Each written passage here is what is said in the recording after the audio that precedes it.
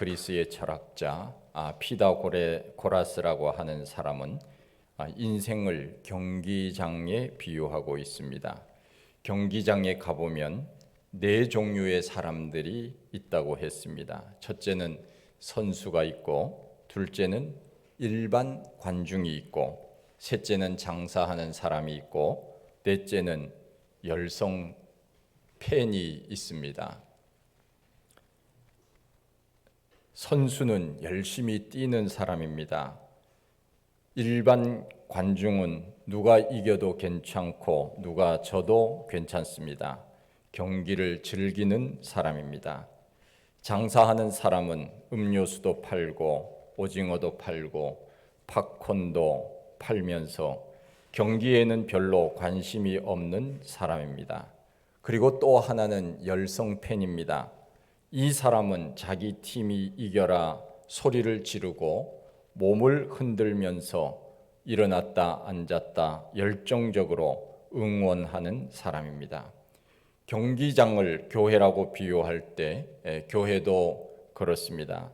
열심히 뛰는 선수도 있고 구경하는 관중도 있고 내 팀이 이겨라 열정적으로 응원하는 사람도 있습니다. 우리는 교회 생활을 하면서 어떻습니까? 선수입니까? 관중입니까? 아니면 장사하는 사람입니까? 아니면 열정 팬입니까? 경기장에 있는 사람들을 보면 저 사람의 마음이 어디에 있는가를 금방 알 수 있습니다.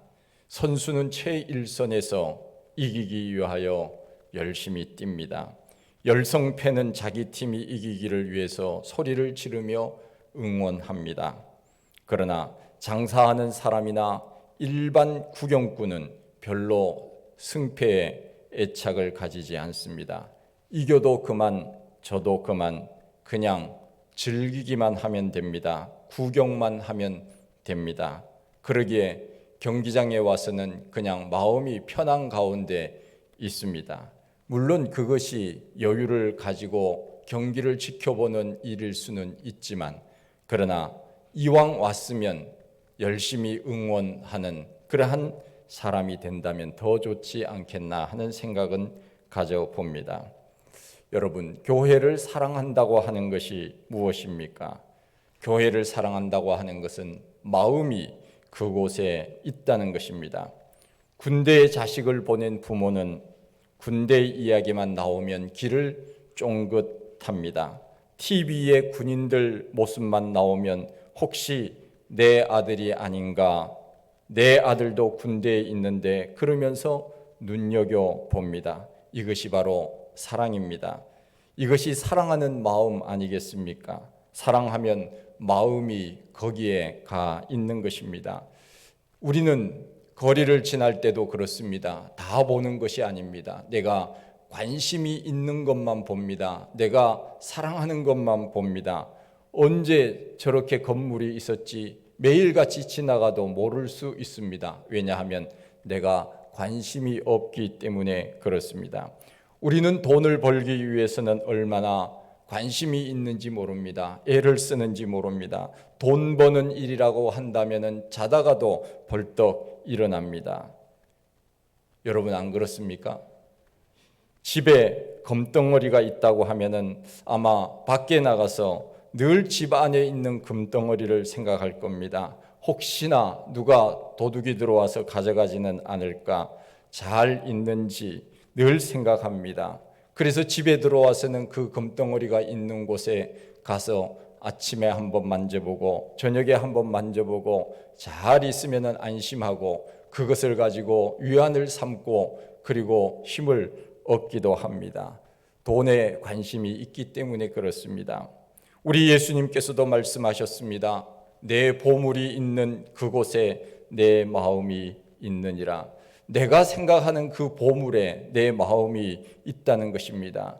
사랑하는 곳에 마음이 가게 되어 있습니다. 우리의 하나님께 우리가 예물을 드린다고 하는 것, 이것은 하나님께 우리의 마음이 있기 때문에 그렇습니다. 마음이 많으면 즐거운 마음으로 드릴 수 있습니다. 그러나 마음이 적으면 혹 아까운 마음으로 드리기도 합니다. 마음이 있다는 것은 곧 사랑하고 있기 때문에 그렇습니다. 또한 사랑한다고 하는 것은 행동하는 것입니다. 너희가 믿음이 있다고 하면서 행함이 없다면 그 믿음은 죽은 믿음이라고 야고보서에서 말씀하고 있습니다. 사랑한다고 하는 것은 무엇입니까? 생각만 하는 것이 아닙니다. 행동하는 것입니다. 사랑에는 희생과 대가가 필요한 것입니다. 부모들이 자식을 키울 때 얼마나 애를 많이 썼습니까?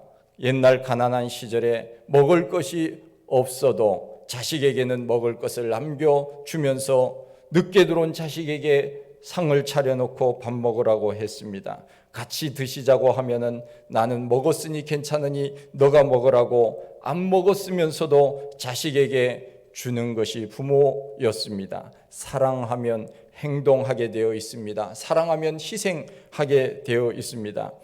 우리 하나님께서 우리를 어떻게 사랑하셨습니까?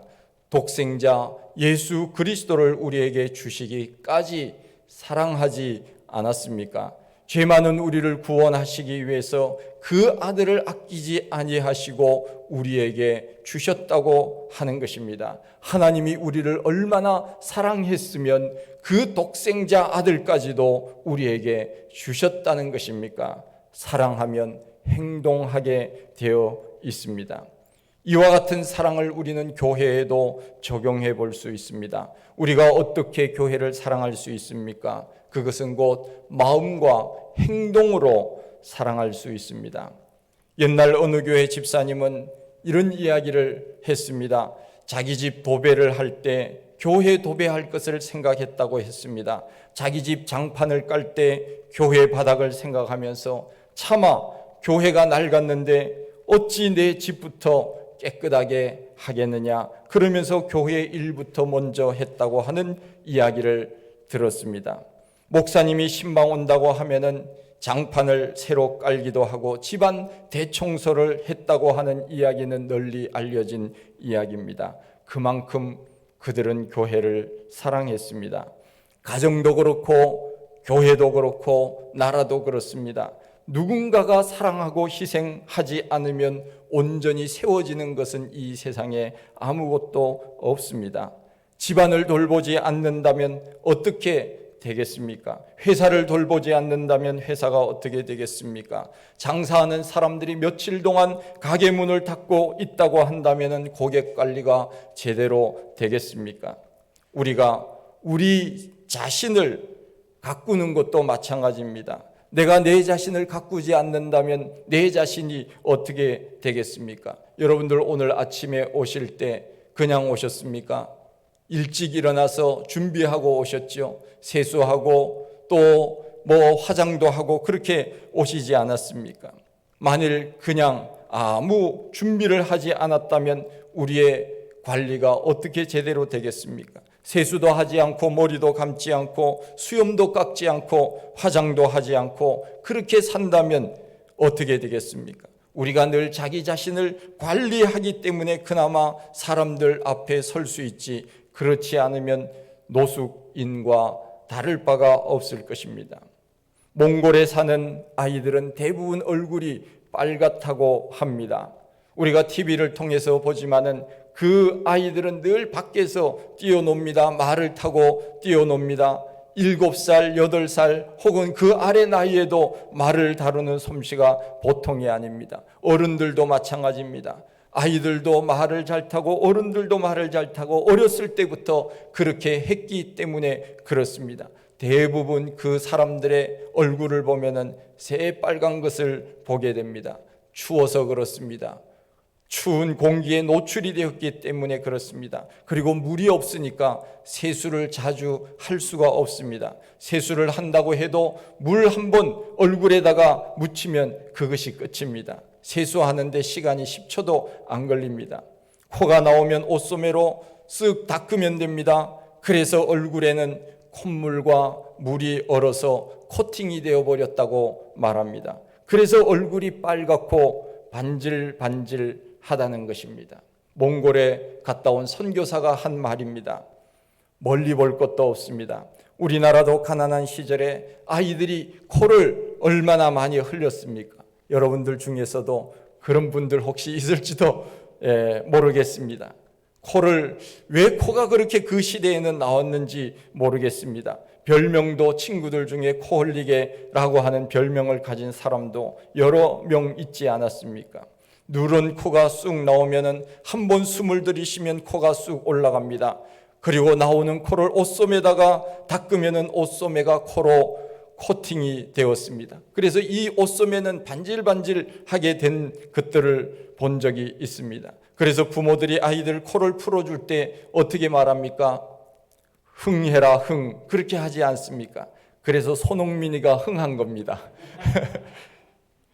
이것은 그런 사실은 아니고요. 그래서 사실 어찌 보면은 우리의 부모들은 코를 풀어줄 때 망해라 망했더라면은 우리나라가 망했을는지도 모릅니다. 그러나 우리의 부모들은 그 아이를 사랑하는 마음으로 코를 풀어준 것이 아닙니까? 흥해라 흥. 그래서 우리나라가 흥한 것입니다. 사람은 별 사람 없습니다. 며칠만 관리하지 않으면 우리는 누구나 노숙인같이 보일 수 있습니다.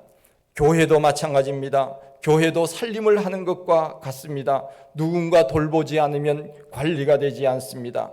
교회에 필요한 것이 무엇인지, 교회 재정은 어떻게 되는지, 교회에 무슨 일은 없는지 이것을 살피는 것입니다. 적어도 이 정도 되는 사람은 정말 교회를 사랑하는 사람이 틀림이 없습니다. 옛날에는 가난한 시절에 사람들이 목회자를 제대로 잘 대우를 해주지 못한 그런 시절이 있었습니다. 지금도 마찬가지입니다. 도시에 있지만은 그 상황을 벗어나지 못하는 사람들, 옛날에는 정말 우리나라가 가난할 때 시골에 계시는 목회자들은 그야말로 생활비를 받기가 어려웠습니다. 목사님 사례비를 교회에서 제대로 못 드리니까 장로님, 권사님, 집사님들이 자기 주머니를 사비를 털어서 목사님 생활비를 주었다고 하는 그런 이야기도 들었습니다. 그야말로 교회를 사랑하지 않고서는 이런 마음이 있을 수가 없는 것입니다. 우리가 하나님을 사랑한다고 하는데 하나님을 사랑한다고 하는 것이 도대체 무엇입니까? 나는 하나님을 사랑해. 나는 하나님 앞에 영광을 돌려. 나는 하나님이 제일 좋아. 그게 무슨 뜻입니까? 보이지 않는 하나님을 우리가 어떻게 사랑한다는 말입니까? 우리가 하나님을 사랑한다는 것이 말로만 하는 것입니까? 허공에다 대고 그냥 말로만 메아리를 치는 것입니까? 그것은 결코 아닙니다. 하나님을 사랑하는 것은 구체화되어야 됩니다. 보이는 교회를 사랑하는 것이 하나님을 사랑하는 것입니다. 주님의 몸된 교회를 관리하고 돌보고 성도들과 사랑을 나누는 것이 결국은 하나님을 사랑하는 것이며 예수님을 사랑한다고 하는 사실입니다. 성경에는 분명히 말씀합니다. 마태복음 25장 31절 이하에 우리 예수님께서 그렇게 말씀하시지 않았습니까? 내가 줄일 때에 너희가 먹을 것을 주었고 목마를 때에 마시게 하였고 나그네 되었을 때에 영접하였고 벗었을 때에 옷을 입혔고 병들었을 때에 돌아보았고 옥에 갇혔을 때 와서 보았느니라. 이에 의인들이 대답하여 가로되 주여 어느 때 주의 줄이신 것을 보고 우리가 공개하였으며 목마르신 것을 보고 우리가 마시게 하였으며 어느 때 나그네 되신 것을 보고 영접하였으며 벗으신 것을 보고 옷 입혔나이까? 어느 때 병드신 것이나 옥에 갇힌 것을 보고 가서 저희들이 면회를 한 적이 있습니까? 그때 주님께서 이렇게 말씀하십니다. 내가 진실로 너희에게 이르노니 너희가 여기 내 형제 중에 지극히 작은 자 하나에게 한 것이 곧 누구에게 한 것이라고요? 내게 한 것이니라. 우리 예수님께서 그렇게 말씀하셨습니다. 우리가 하나님을 사랑하는 것이 허공에다 대고 하나님을 사랑하는 것입니까? 말로만 하나님을 사랑하는 것입니까?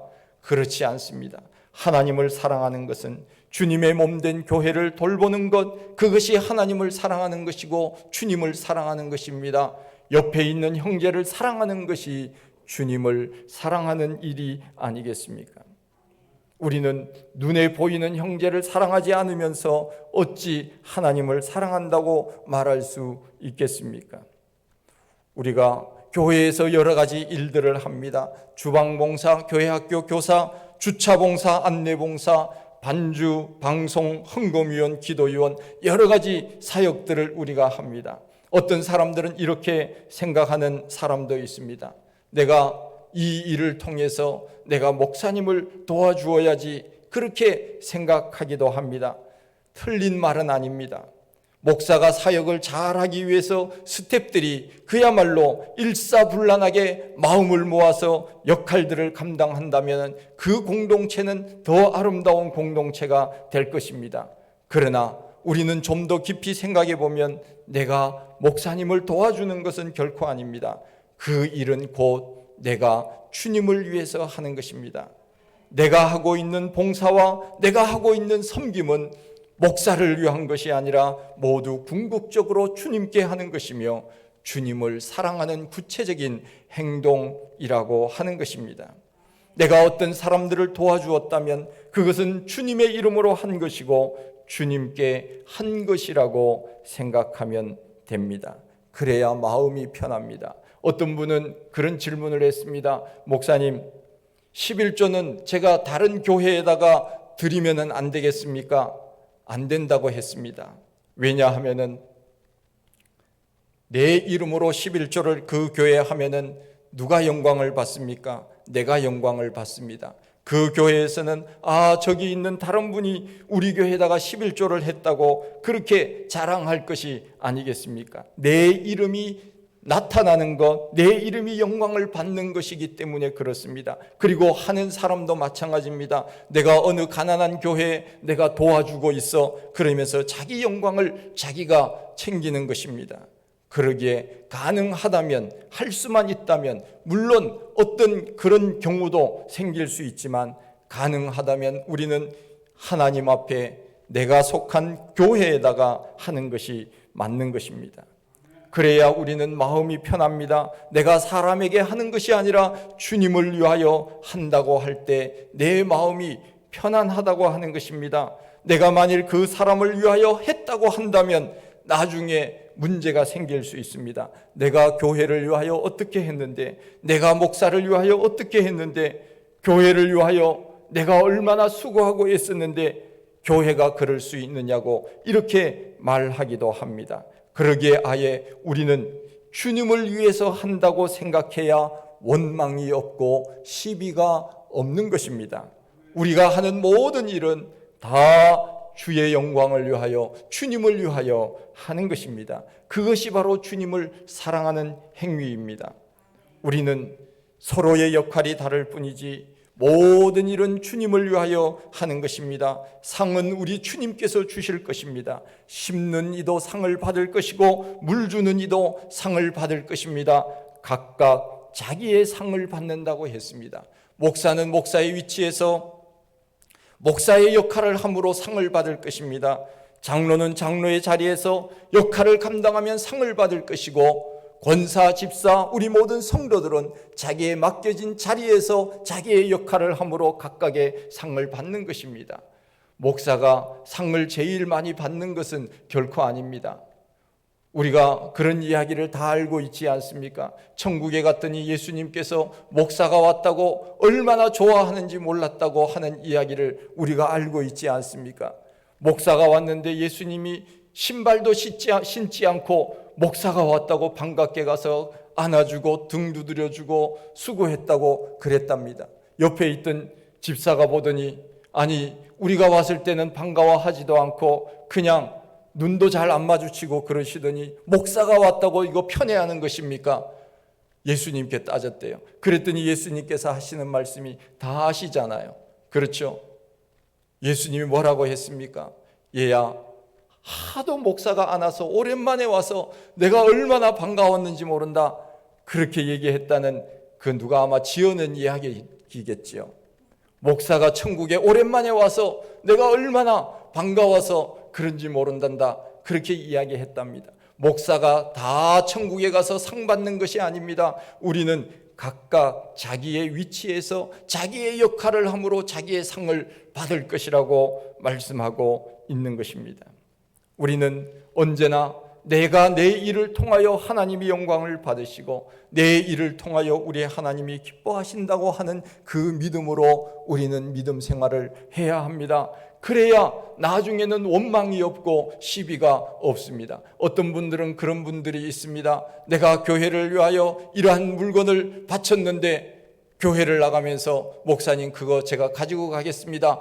그런 분도 있더라고요. 어떤 분은 헌금했는데 헌금 돌려주십시오. 그렇게 하면서 나가는 분들도 있다는 이야기를 들었습니다.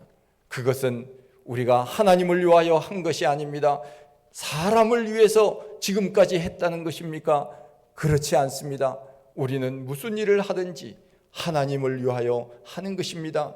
내가 이 작은 일이든지 큰 일이든지 주의 영광을 위하여 살아가는 것이고 먹든지 마시든지 무엇을 하든지 우리는 하나님 앞에 하는 것입니다. 내가 그 일을 감당함으로 보이는 교회는 더 건강해질 것이며 내 옆에 있는 이웃은 더 아름다워질 것이 아니겠습니까? 저는 우리 교회가 생명력 있는 교회가 되기를 기도하고 꿈꾸고 있습니다. 인원이 적어도 생명력은 얼마든지 있을 수 있습니다. 살아있는 물고기는 물을 거슬러서 올라갑니다. 그러나 죽은 물고기는 물에 떠내려 내려갑니다. 작은 교회도 생명력이 있으면 얼마든지 건강한 교회, 좋은 교회로 소문을 낼 수 있습니다. 문제는 그 교회에 얼마나 교회를 사랑하는 사람이 있느냐 하는 것입니다. 정말 이것은 내가 목사를 위하여 하는 것이 아니고 다른 사람을 위하여 하는 것이 아니고 내 전심을 다하여서 구경꾼으로서가 아니라 정말 뜨거운 열성 팬으로서 주님을 사랑하는 팬으로서 우리가 그렇게 하는 사람들이 많을 때 큰 교회든지 작은 교회든지 하나님 앞에 큰 영광을 돌릴 수 있고 교회는 생명력 있는 교회로 세워질 수 있다고 하는 것입니다. 관중으로 있거나 응원하는 팀이 없거나 그런 사람도 물론 얼마든지 있을 수 있습니다. 그런 사람이라도 경기장에 많이 있으면 선수들은 힘이 나는 것입니다.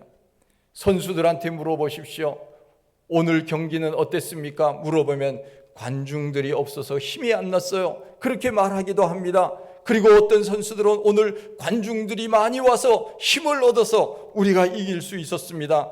그렇게 인터뷰하는 것을 우리가 많이 보지 않습니까? 교회도 그렇습니다. 관중이라도 많으면 힘이 납니다. 그러나 더 중요한 것은 열심히 응원하며 내 팀이 이기기를 바라는 그런 마음을 가진 사람들이 있을 때 교회는 건강한 교회, 생명력 있는 교회로 세워진다고 하는 것입니다.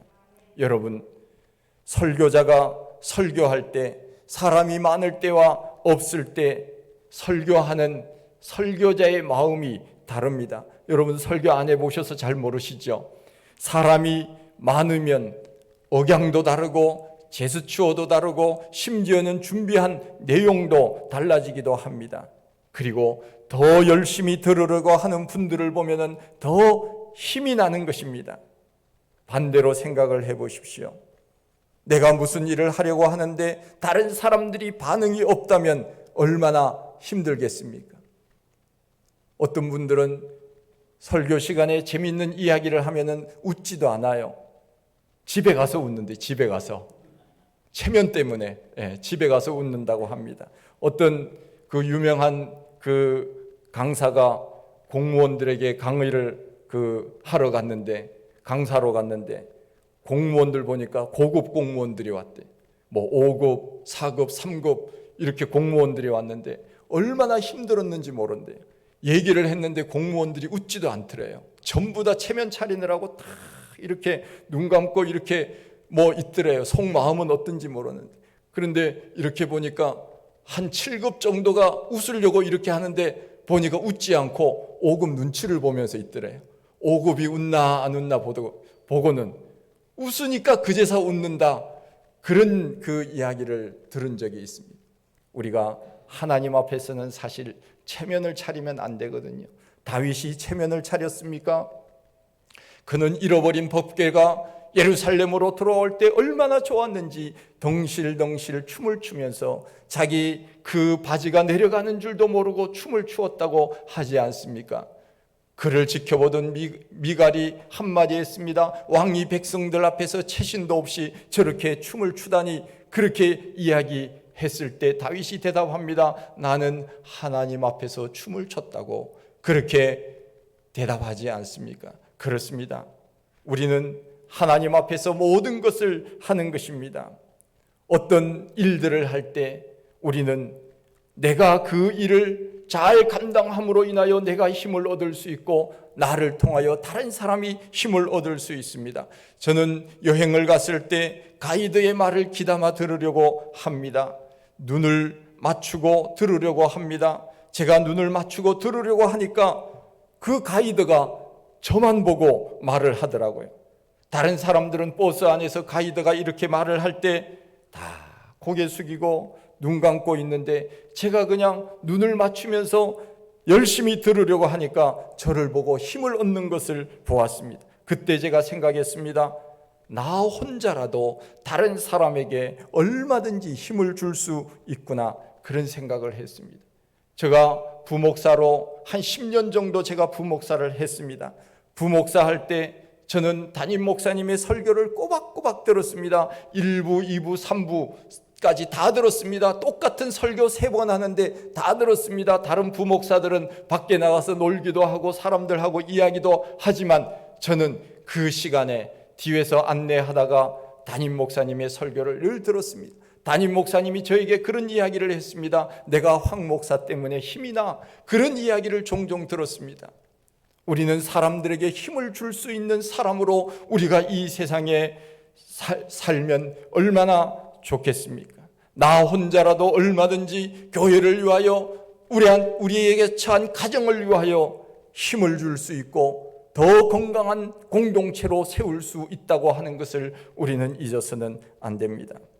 교회는 벽돌을 혼자 쌓아서는 안 됩니다. 모두가 하나의 벽돌이 되어서 교회가 건강하게 하나하나 세워지는 것입니다. 그런 사람이 많으면 교회는 빨리 일어나는 것이고 교회는 더 생명력이 넘칠 것입니다. 이왕이면 구경꾼으로 있는 것보다 열정적인 팬이 될 때 그 경기는 더 재미있지 않겠습니까? 교회에 와서도 마찬가지입니다. 구경꾼으로 있는 것보다 내가 주를 위하여 무엇을 할까, 교회를 위하여 무엇을 할까, 일을 할 때 더 교회 생활은 재밌어지는 것입니다. BTS 공연을 보기 위하여 하루 전, 이틀 전부터 와서 숙소를 정하고 진을 친다고 합니다. 하물며 주님 앞에 나와 예배를 드린다고 한다면 우리는 더 열심히 그렇게 해야 되지 않겠습니까? 우리가 주님 앞에 갔을 때 뭐 하다가 왔느냐고 주님이 물으시면 저는 구경하다 왔어요, 이렇게 대답하는 것보다 저는 나에게 주어진 자리에서 열심을 다하다 왔어요, 그렇게 대답하는 것이 더 멋있지 않겠습니까? 우리 교회에 진리의 말씀이 선포되고 찬양이 넘치고 기도도 뜨겁고 성도의 교제도 풍성한 생명력 있는 교회가 되기를 기도하고 우리 같이 꿈을 꾸십시다. 목사만 꿈꾸는 것이 아닙니다. 성경은 말씀합니다. 같이 꿈꾸라고 했습니다. 같이 힘을 보태라고 했습니다. 교회는 성령 안에서 하나님이 거하실 처소가 되기 위하여 그리스도 예수 안에서 함께 지어져 가느니라 성경은 말씀합니다. 목사님이 다 알아서 할 거야, 저 혼자 못합니다, 저 혼자 알아서 할 수가 없습니다.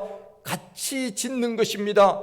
전기 파트는 전기 담당하고 또 인테리어 이 담당하는 사람은 인테리어 담당하고 각각 자기 자리에서 자기의 역할을 감당하면 이 건물이 아름답게 지어지는 것처럼 교회도 마찬가지입니다. 우리 교회가 생명력 있는 그런 건강한 교회가 되기를 함께 기도하며 그러한 마음으로 열정적인 마음, 그야말로 열성팬과 같은 그러한 마음으로 주님을 사랑하며 교회를 사랑하며 믿음 생활 잘 감당할 수 있는 우리 성도님들이 다 되시기를 간절히 축원드립니다.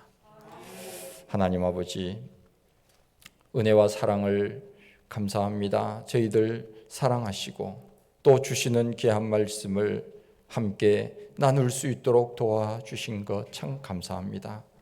하나님 아버지, 우리가 사람을 통해서 때로는 힘을 잃기도 하고 힘을 얻기도 합니다. 나는 다른 사람들에게 얼마나 힘을 주고 사는가, 나는 내가 속한 공동체에 얼마나 애를 쓰고 사는가, 항상 우리 자신들을 돌아보며 내가 하는 모든 일들은 우리 주님 앞에서 하는 것이며 주님께 영광 돌리는 삶을 사는 것임을 우리가 생각하며 늘 하나님 주신 그 사명 잘 감당하며 살아갈 수 있는 우리 모두가 다 되게 하여 주옵소서. 예수님 이름으로 기도하옵나이다. 아멘.